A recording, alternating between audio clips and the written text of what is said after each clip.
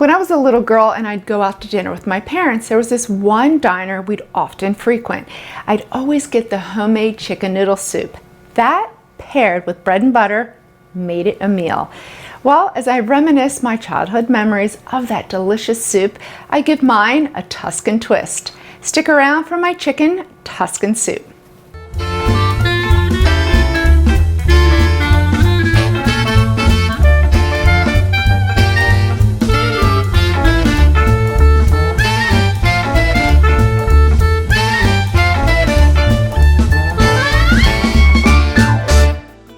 Hey guys!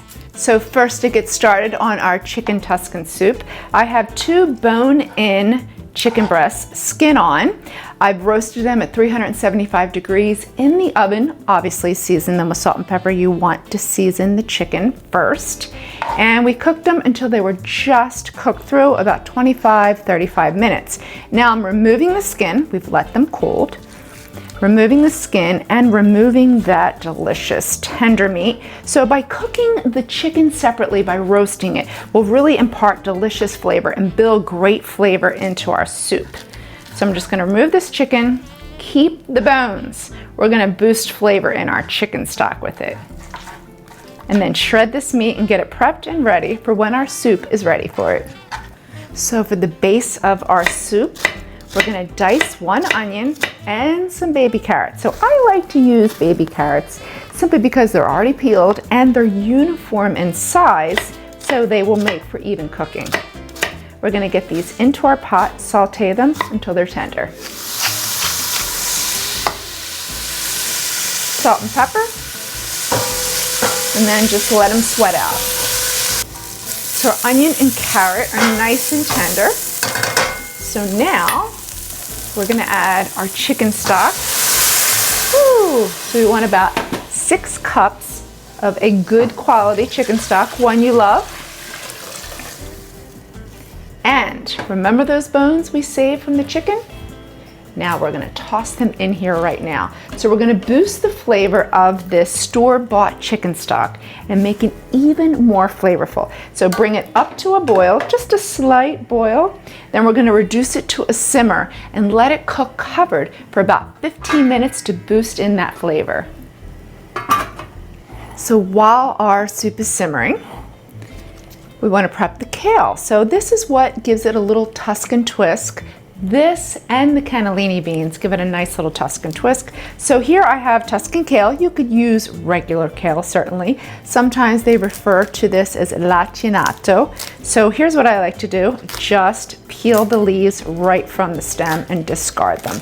If you buy kale already prepped in a bag, they leave those stems in there, and I just don't love the flavor. I don't love the texture, so I like to buy my own. And then you could just slice it, rip it, and then we're good to go. And we're gonna toss this into the soup right at the end. So this is prepped, our soup is simmering, and then we'll cook our pasta in it. So it's been 15 minutes. Whoa, look at all that steam. So here's what we're gonna do. Remove those bones, because we extracted some good flavor out of them. We're done with them. And now I'm gonna add the cavatelli pasta. You could use whatever your favorite pasta is. Elbow ditalini is nice. So you just wanna give it a stir, and then you want to add the lid right back on and continue simmering for 12 minutes until those noodles are al dente. All right, let's check on our pasta. All right, it looks good. All right, so now to finish our soup, we wanna add our Tuscan kale. So we still have it on a simmer, our cannellini beans, another little Tuscan touch, and our cooked shredded chicken. So this we just need to warm through. We just need to warm through the beans and just slightly wilt that kale. Season it with salt and pepper. And 2 minutes, we have this delicious Tuscan soup. All right, look how beautiful this soup is.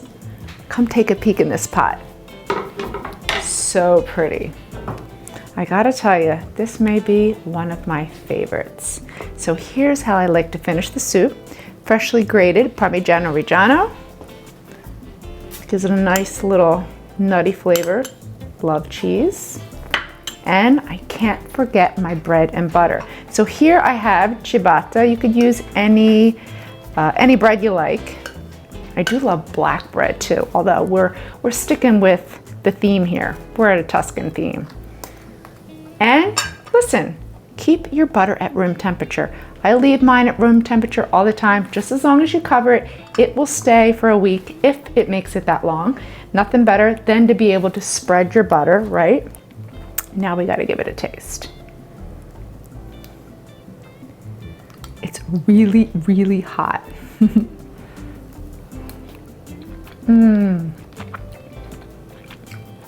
It is so good. And you can taste the extra oomph in that chicken stock. Since we added those bones, it's so flavorful. Chicken is cooked perfectly.